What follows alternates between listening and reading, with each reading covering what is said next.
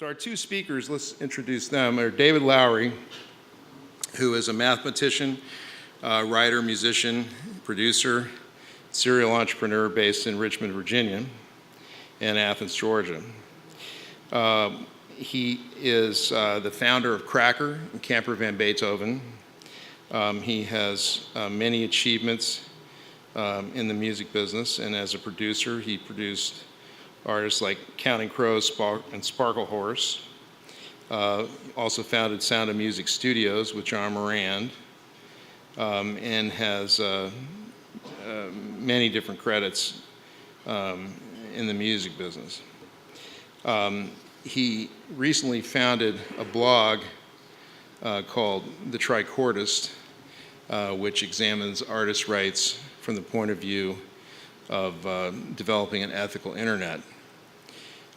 He has recently, or a blog post that he had on the Tricordist that some people have heard of was called Letter to Emily, which was a response to an NPR intern's post on All Songs Considered, which I'll let him tell a little bit more about. He's also a economics and finance professor at the University of Georgia in the music business program, and supervises the Athens Angel Investment Fund. So his economic analysis of the music business, which was called Meet the New Boss, Worse Than the Old Boss, it should be of some interest to everyone. So on that, I'd like to introduce David and ask him to come up and give us his presentation today. Thank you.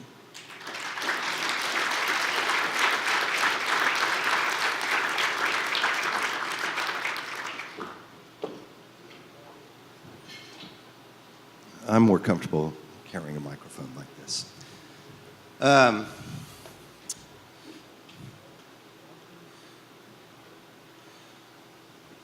thing about me and the music business is that I feel like I was an involuntary draftee in the music business. I was a mathematician and a computer guy, and me and my friends, we played in bands. And one day we decided to start our own record label, put out our own record, simply for our friends, and before I knew it, I was in the music business. That was in 1985. I feel like I have a lot of experience in not only in the music business, but also in the technology business, and running companies that basically more or less make a profit most of the time, which is something rare in the technology business. So, here's the 1950s music business. I think that's T-Bone Walker there on the left. So say when an old bluesman like T-Bone Walker maybe drove up to Memphis to get a record deal, there were a couple things that he might expect from the record company.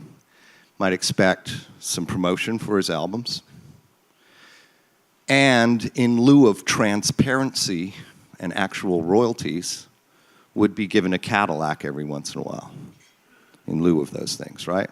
It's kind of the old, I don't know if this happened to T-Bone Walker, but these stories are fairly well known about the 1950s music business. And I have a personal connection to this part of the music business. My mother-in-law worked for Sam Phillips at Sun Records. And she met my father-in-law because he was a car dealer who was involved in the other half of this exchange. So I know this part of the music business really well. So largely, for a long time, we had a march of progress from this kind of music business to another kind of music business that treated artists more fairly and had maybe not the best transparency, but a greater bit of transparency.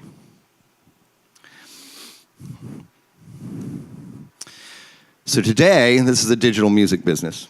It's just like the 1950s music business, but you don't get the Cadillac, okay? We are now free as artists because we don't have the hassle of receiving a Cadillac. And in fact, it's even worse. Here we have this company, Groove Shark, which has my entire catalog on their service, available for streaming. They've never asked my permission, nor have I ever received any proper accounting or royalties, right? So what we have now is even worse than that, because we have the Cadillac is now paying the guys that rip us off. Do you see how backwards this has become? Okay? And we're asked to accept this in the name of freedom, in the name of liberty. You can always tell scoundrels in politics, right? They always talk about freedom. And by the way, you know, like I said, Chris already said, hammered the point, but that's basically our tax dollars, Canadian and American, financing the people who exploit artists. Look, I've been in this business a long time, and I'm not an idiot. We're never going to end music piracy on some level, whether it's kids in bedrooms swapping stuff, whether it's gangsters bootlegging DVDs and selling them at flea markets and stuff like that. Doesn't matter. The difference, though, is, and the music business has always worked with some degree of piracy. The difference is that we can function with a Sicilian level of corruption, but it's a bit difficult to function with a total Somalian free-for-all level of dysfunction in the marketplace. If we can move it back towards 1999, a lot of progress would be made for artists. First of all, there is this myth that I must explode, that we are looking for a new model. You know what?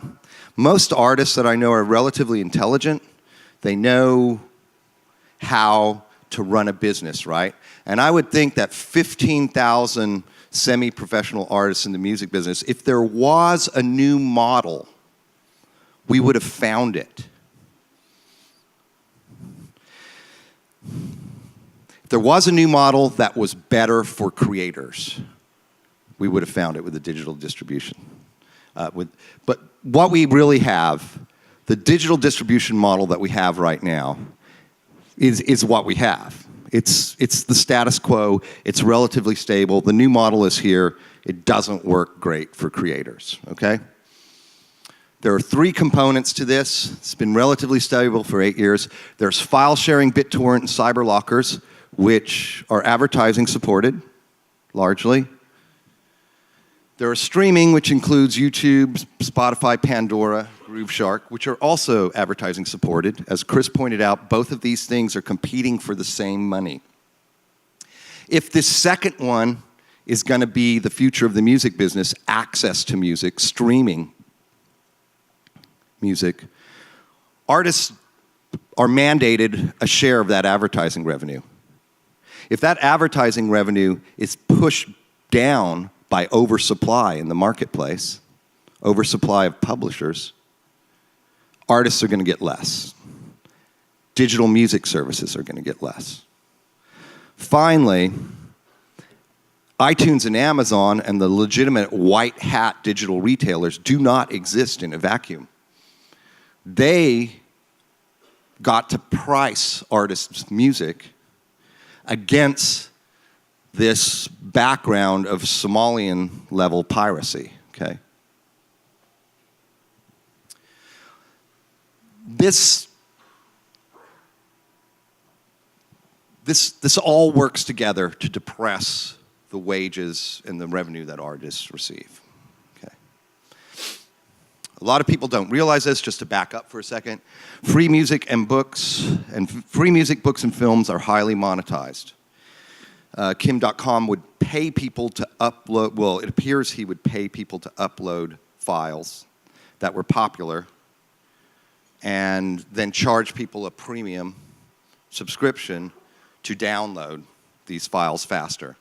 But he also sold a lot of advertising. We all know, by the way, Kim.com comes to our website, reads our website sometimes. And what we do is we pretend like we don't know who he is and ask him to post under his comments under his real name, because we don't allow pseudonyms. It's actually pretty funny. But anyway, he says, "Dear copyright extremists." So we always refer to ourselves as copyright extremists at the Tricordist now. Okay, so Kim.com's a sociopath. He'll say whatever he needs to say to justify what he's doing. But it is a little surprising that, for instance, Google, DoubleClick, and not just to single out Google, it's just that they're the biggest ones, and they're the ones who seem most sensitive to my criticisms. So I think I've detected a soft spot.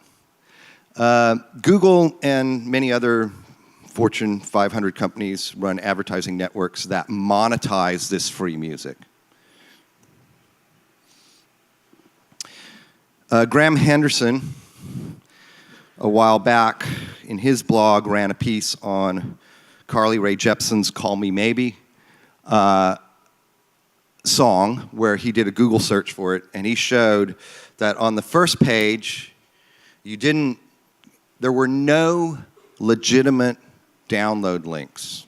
The first page of Google search results, right? No legitimate links except for the two YouTube properties right there, which Google has been demonstrated push to the top of search results to benefit their other property, YouTube. So there's no legitimate links here on this first page of search results. No iTunes, no Amazon with all their genius SEO. Nothing legitimate there, okay? Now the red arrows, I went a step farther and I clicked on these links, and using a thing called Firebug, I examined the source code, or the served source code, very carefully. Every one of those red links, Google managed to monetize those page views by serving ads on those pages, or with the YouTube videos, there's ads served there. The blue links, it appears to me from the source code, from the served source code that I collected, that they attempted to serve ads, or they had some sort of financial relationship with the website. But in this case, in the time that I clicked it on it, there was no monetization that actually took place, just an indication that there was an attempt. The one crossed out there actually isn't even the right file. I just crossed it out. So, and here you go. Here's source code. Here's the Firebug. That snippet of code there throws that banner ad up at the top.